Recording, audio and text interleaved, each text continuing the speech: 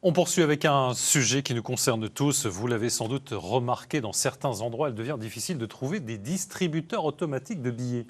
En 5 ans, leur nombre a été réduit de 12%. Les banques en ferment régulièrement et certains territoires sont particulièrement mal desservis. C'est le cas à Cirey-sur-Vesouse où la mairie paye 7 500 € pour conserver son distributeur. Les détails avec Laurence Duvois et Arnold Gerster.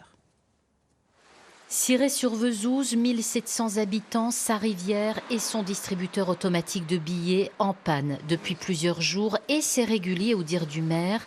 Particulièrement remonté, il a écrit début septembre à la direction de la caisse d'épargne pour demander réparation, alors même que la mairie paie 7 500 € par an depuis 6 ans pour avoir un distributeur à Cirey-sur-Vesouse.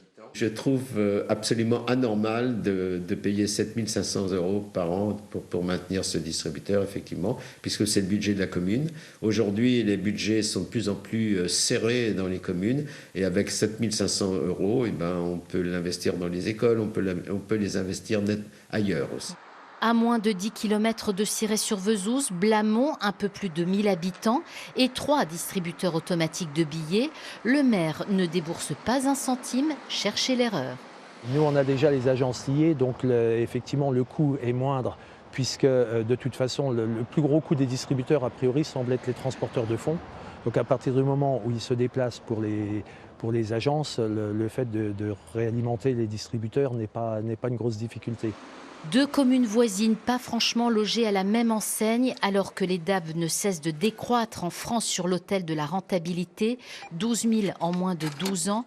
Le Sénat s'intéresse de près au sujet, demande aux banques une répartition équitable des distributeurs sur le territoire. Nous avons demandé à ce qu'il y ait finalement, un peu comme pour aujourd'hui l'accès à Internet ou avec la fibre, eh bien qu'un travail soit mené avec les banques, évidemment, pour mieux coordonner et faire en sorte que la répartition soit aujourd'hui plus équitable.